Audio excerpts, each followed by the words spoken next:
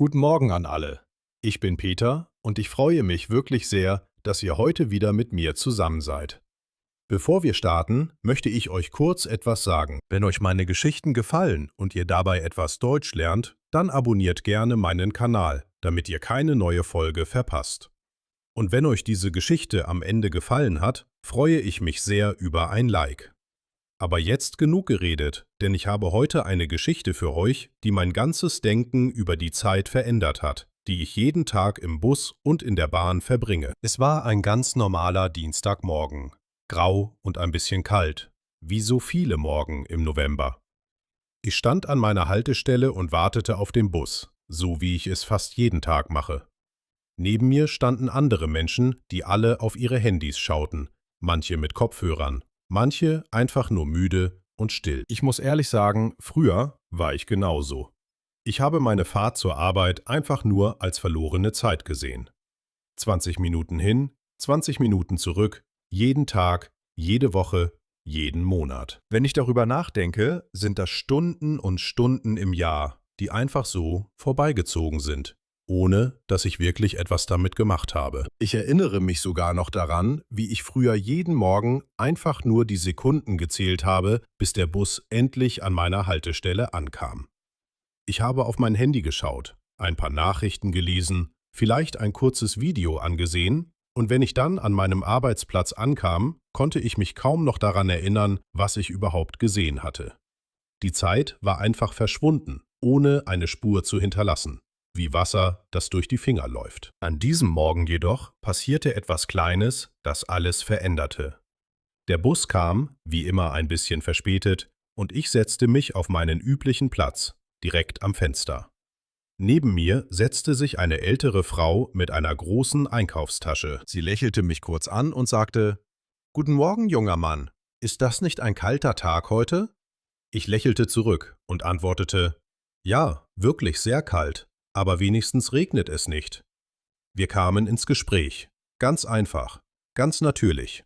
So wie es manchmal passiert, wenn zwei Menschen nebeneinander sitzen und ein bisschen Zeit haben. Sie erzählte mir, dass sie auf dem Weg zu ihrer Enkelin sei, die krank zu Hause liege, und dass sie ihr eine warme Suppe bringen wolle. Ich fand das sehr rührend und ich fragte sie, welche Suppe sie denn kochen würde.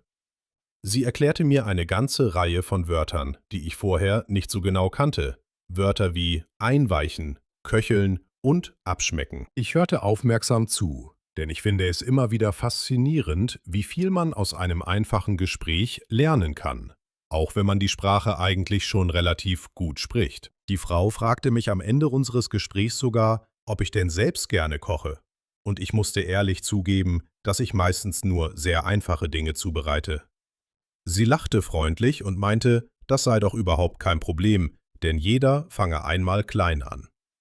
Bevor sie an ihrer Haltestelle ausstieg, wünschte sie mir noch einen schönen Tag, und ich saß dort mit einem kleinen Lächeln im Gesicht, weil ein so kurzes Gespräch mich irgendwie glücklicher gemacht hatte, als ich es erwartet hätte. Nach diesem Gespräch dachte ich lange nach. Ich dachte daran, wie viele solcher kleinen Gespräche ich in den letzten Jahren einfach verpasst hatte, weil ich mit meinem Handy beschäftigt war oder einfach nur aus dem Fenster gestarrt habe, ohne wirklich hinzuhören. Die Fahrt mit dem Bus, die ich früher als langweilig und nutzlos empfunden hatte, war plötzlich voller kleiner Momente, die ich einfach übersehen hatte. Neue Wörter, neue Ausdrücke, sogar kleine Einblicke in das Leben anderer Menschen. An diesem Tag beschloss ich, etwas zu ändern. Ich nahm mir vor, meine Fahrten zur Arbeit und zurück nicht mehr als verlorene Zeit zu sehen, sondern als kleine Gelegenheiten, um bewusster zuzuhören, neue Wörter aufzuschreiben und mein Deutsch oder für euch vielleicht eure eigene Sprache, die ihr gerade lernt, im Alltag zu üben.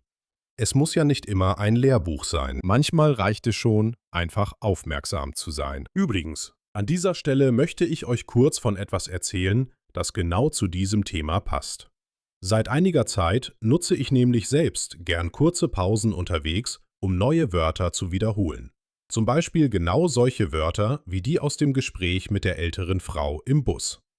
Dafür verwende ich meine eigene App, Camilo Fox, eine App, die ich selbst entwickelt habe, um Lernenden dabei zu helfen, Wortschatz auf eine visuelle und praktische Weise zu üben. In der App gibt es zu jedem Wort ein passendes Bild, damit man sich die Bedeutung leichter merken kann. Außerdem gibt es kurze Beispielsätze, die zeigen, wie man ein Wort im echten Leben verwendet. Und man kann sich Wörter auch mit unterschiedlichen Sprechweisen anhören, was besonders hilfreich ist, wenn man wie ich gerne im Bus oder in der Bahn übt. Wenn du gerade unterwegs bist und ein paar Minuten Zeit hast, findest du die Links zu Camilo Fox für iOS und Android in der Beschreibung dieses Videos, falls du in Ruhe reinschauen möchtest. So, aber jetzt zurück zu meiner Geschichte, denn es kommt noch mehr. Am nächsten Morgen, als ich wieder auf den Bus wartete, nahm ich mir bewusst vor, aufmerksamer zu sein. Ich setzte mich, wie immer, ans Fenster, aber diesmal ohne Kopfhörer. Ich wollte einfach nur zuhören. Zwei junge Männer sprachen über ein Fußballspiel vom Wochenende und ich hörte Wörter wie Unentschieden, Elfmeter und Nachspielzeit. Ich kannte diese Wörter zwar schon ungefähr, aber ich hatte sie lange nicht mehr benutzt und es fühlte sich gut an, sie wieder im echten Gespräch zu hören, nicht nur in einem Buch. Ein paar Haltestellen weiter stieg eine Mutter mit ihrem kleinen Kind ein. Das Kind fragte immer wieder, warum der Himmel grau sei und nicht blau, und die Mutter erklärte ihm geduldig, dass die Wolken heute sehr dick seien und deshalb kein Sonnenlicht durchkomme.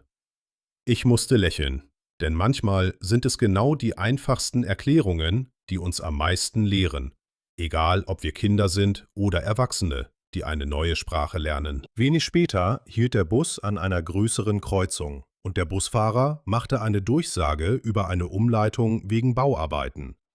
Ich hörte Wörter wie Umleitung, Baustelle und Verzögerung, Wörter, die man im Alltag ständig braucht, die aber in klassischen Sprachkursen manchmal viel zu wenig vorkommen.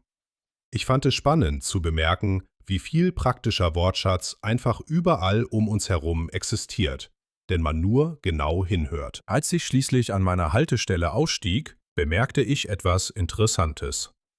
Der Weg zur Arbeit hatte sich für mich völlig verändert, obwohl objektiv gesehen alles genau gleich geblieben war, derselbe Bus, dieselbe Strecke, dieselben Menschen.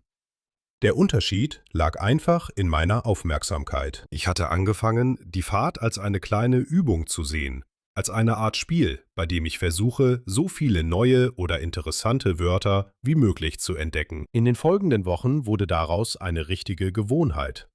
Ich begann, mir kleine Notizen zu machen, manchmal nur ein einziges Wort, manchmal einen ganzen Satz, den ich irgendwo gehört hatte. Am Wochenende schaute ich mir diese Notizen dann noch einmal an und versuchte, die Wörter in eigenen Sätzen zu verwenden. Es war erstaunlich, wie viel sich in kurzer Zeit ansammelte, einfach weil ich meine tägliche Fahrt anders genutzt hatte. Manchmal saß ich am Sonntagabend mit einem Tee in der Hand und einer ganzen Seite voller kleiner Notizen, und ich konnte kaum glauben, wie viel eine einzige Woche unterwegs mir eigentlich gebracht hatte. Ich erinnere mich noch an einen besonders schönen Moment, ein paar Wochen später. Ich saß wieder im Bus und ein älterer Herr neben mir las eine Zeitung. Er murmelte leise vor sich hin, offensichtlich über eine Nachricht, die ihn beschäftigte. Ich hörte, wie er das Wort Verkehrschaos benutzte, und ich erinnerte mich sofort daran, dass ich dieses Wort erst vor kurzem in meiner App gesehen hatte, mit einem Bild von vielen Autos, die in einer langen Schlange stehen. In diesem Moment wurde mir klar, wie schön es ist, wenn das, was man lernt, plötzlich im echten Leben auftaucht. Es fühlt sich an wie ein kleiner Sieg, ein Moment, in dem die Sprache lebendig wird. Natürlich war nicht jeder Tag gleich spannend. Manche Fahrten waren still, die Menschen um mich herum waren müde, es gab kein Gespräch, keine interessante Geschichte. Aber selbst an solchen Tagen fand ich etwas, worauf ich achten konnte, sei es ein Wort auf einem Plakat, eine Durchsage im Bus oder einfach ein Gedanke, den ich versuchte in meinem Kopf auf Deutsch zu formulieren, anstatt in meiner Muttersprache. Ich glaube, genau das ist der Schlüssel. Nicht darauf zu warten, dass etwas Aufregendes passiert, sondern die kleinen, gewöhnlichen Momente zu nutzen, die uns jeden Tag begegnen. An manchen ruhigen Tagen habe ich einfach die Werbeplakate an der Bushaltestelle gelesen und versucht, mir die Sätze laut im Kopf vorzusprechen. Oder ich habe die Namen der Straßen und Geschäfte betrachtet, an denen wir vorbeifuhren, und überlegt, welche Wörter darin steckten. Es klingt vielleicht klein, aber genau diese kleinen Übungen haben sich über die Zeit zu etwas ziemlich Großem summiert. Heute, wenn ich morgens an meiner Haltestelle stehe, denke ich nicht mehr: „Oh nein, schon wieder diese lange Fahrt."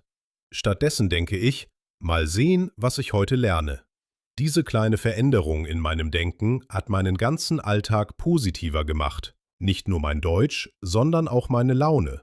Denn ich achte jetzt viel bewusster auf die Menschen und die Welt um mich herum. Ich habe sogar bemerkt, dass ich geduldiger geworden bin, wenn der Bus einmal Verspätung hat oder wenn die Bahn überfüllt ist. Früher hätte mich das genervt, aber heute denke ich mir einfach: Gut, dann habe ich eben noch ein paar Minuten mehr Zeit, um zuzuhören oder nachzudenken. Diese kleine Änderung der Perspektive hat wirklich vieles leichter gemacht. Ich möchte euch heute etwas fragen, denn ich bin wirklich neugierig auf eure Antworten.